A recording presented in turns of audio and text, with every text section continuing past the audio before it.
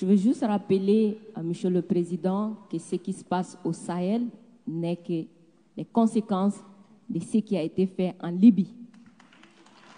Cette intervention en Libye où vous avez oublié, quand je parle de vous, je ne parle pas de votre personne, je parle de votre position. Vous avez oublié l'existence de l'Union africaine.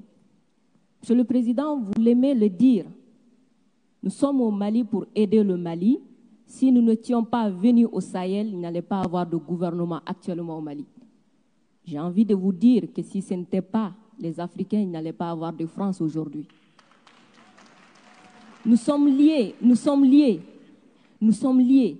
Arrêtez de dire que vous êtes venus nous aider. Non, parce que le terrorisme ne menace pas que le Mali. Vous êtes aussi menacés. Arrêtez de nous culpabiliser sur une position de victime. Mais Adam, je ne vous culpabilise pas. Monsieur le Président, je n'ai pas terminé. Je ne vous culpabilise pas. J'essaie de restaurer justement un dialogue réciproque et de respect. Oui. On n'est pas là simplement pour nos intérêts quand on arrive au Mali en 2013. C'est un fait.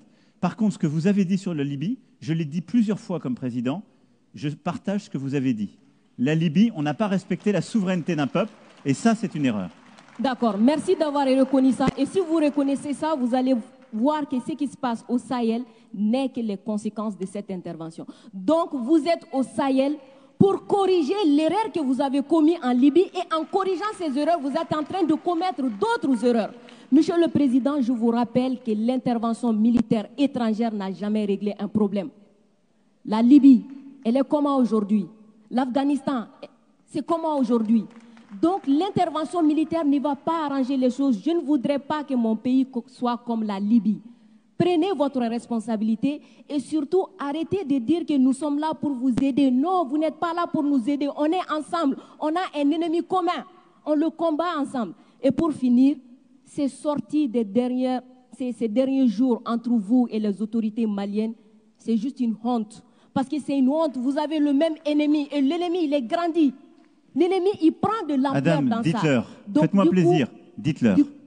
Du coup, arrêtez ça. Arrêtez ces discours paternalistes. Dire que nous allons vous aider, Non, nous n'avons pas besoin d'aide. Nous avons besoin de coopération. Nous avons besoin de partenariat. Et nous sommes liés par l'histoire, mais nous sommes liés par les dangers. Nous sommes liés par les défis.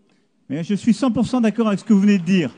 Mais après, vous ne pouvez pas me dire, vous ne pouvez pas couvrir les propos inacceptables qui ont été tenus par des gens qui, eux, n'ont ni la légitimité ni la légalité pour eux.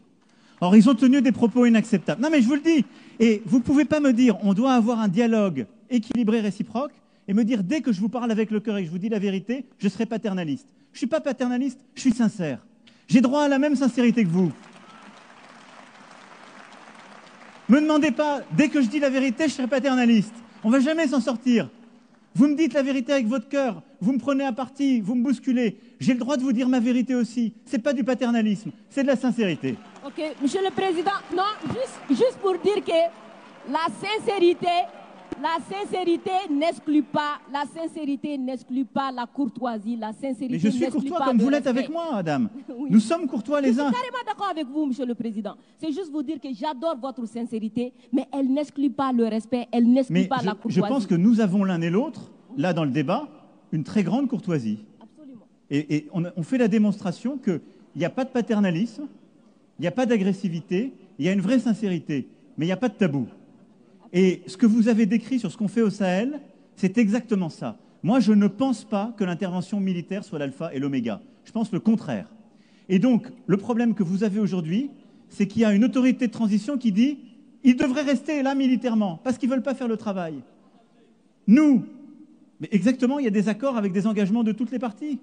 Et donc, nous, on est là pour la sécurité, mais à côté de ça, depuis 2017, on a l'Alliance internationale pour le Sahel, qui est de l'aide au développement avec la Banque mondiale, l'Allemagne, tous les pays, justement, européens et autres, qui est cet investissement solidaire qu'on a dans la région.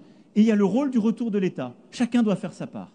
Et plus vite le reste est fait, plus on peut se retirer militairement, ce qui est beaucoup mieux.